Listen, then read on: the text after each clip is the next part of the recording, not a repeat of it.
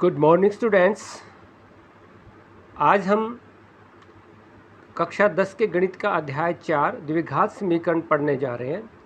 प्यारे बच्चों, ये अध्याय पढ़ने के बाद आपको बहुत ही एक ऐसी चीज़ सीखने को मिलेगी जिसमें हमें अज्ञात चीज़ों से भी हम कुछ राशियाँ निकाल सकते हैं। जैसे कि अगर हमें किसी आयताकार क्षेत्र की लंबाई और चौड़ाई ज्ञात नहीं है, केवल उसके अनुपात ही दिए हों और क्षेत्रफल दे रखा हो, तो हम उसका लंबाई और चौड़ाई निकाल सकते हैं।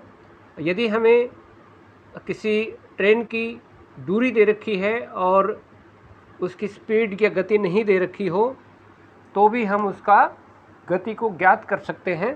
तो ये बहुत ही रुचिकर अध्याय है हमारा द्विघात समीकरण। प्यारे बच्चों, इस अध्याय में हम मुख्य तौर पे हम क्या पढ़ने वाले हैं वो थोड़ा सा हम चर्चा इस पार्ट में करेंगे। सबसे पहले तो हम देखेंगे कि जो बेबीलोन वासी है उन लोगों के नाम जाता है कि उन्होंने द्विघात समीकरणों को हल किया। वो जानते थे कि ऐसी कुछ संख्याओं को हम सरल कर सकते हैं जिनका योग और गुणनफल अगर दिया है, तो उन लोगों ने इस समस्याओं को सुलझाया। इसके साथ साथ नाम है प्यारे बच्चों यूनानी गणितज्ञ, यूक्लिड का नाम भी इसमें हम शामिल करते हैं, जिन्होंने ज्यामितीय विधि विकसित की, जिसे आज हम द्विघात समीकरण के नाम से जानते हैं। इसके बाद भारतीय गणितज्ञ भी थे, जिसमें ब्रह्मगुप्त जी हैं, जिन्होंने इस तरह की समीकरण ax की 2 + bx = c, इस तरह के द्विघात समीकरणों को हल करने का काम किया।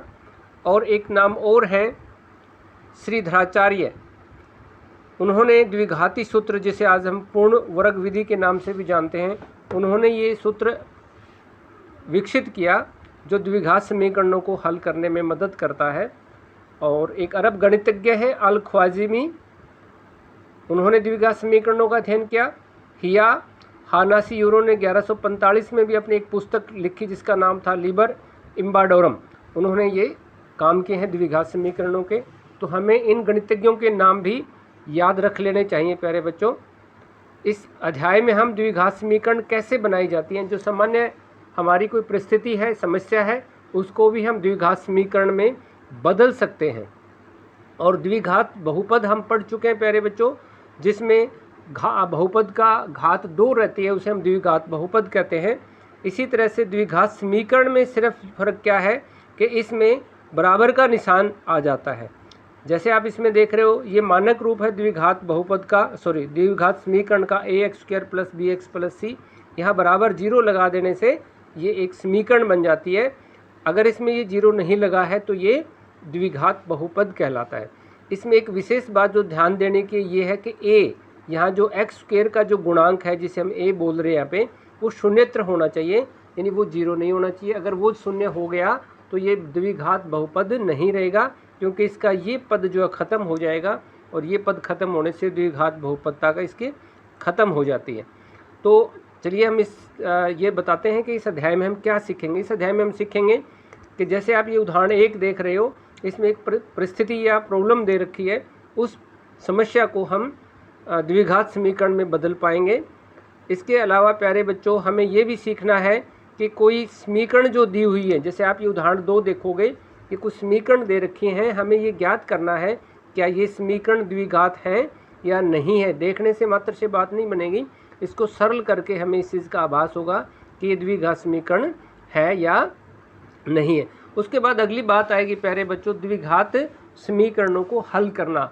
यहाँ पे हम ये क्लियर कर देते हैं आपको कि द्विघात समीकरण का हल का अर्थ है प्यारे बच्चों x, यानी कोई चर है, उसका वह मान जो दी गई समीकरण को संतुष्ट करता है। जैसे बहुपद में हमने देखा कि जो x का मान दिए हुए बहुपद को 0 बना देता है, उसको शून्य कहते थे। यहाँ पे समीकरण में उस मान को, चर के उस मान को हल या मूल कहा जाएगा। और इस तरह की जो समीकरण है, इसको हम 2 तरीके से प्यारे बच्चों हल कर पाएंगे। एक तरीका रहेगा इसमें गुणनखंड विधि, इस अध्याय में हम गुणनखंडों द्वारा इस x के या चर के मान हम निकाल पाएंगे।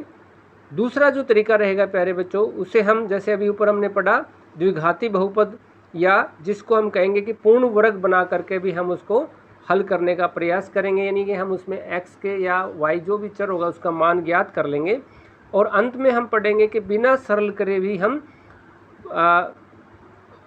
ये बता पाएंगे कि जो द्विघात बहुपद है उसके जो मूल हैं उसका स्वरूप कैसा है, वो वास्तविक होंगे, अवास्तविक होंगे, या वास्तविक हैं तो क्या वो बराबर होंगे या वो बराबर नहीं होंगे।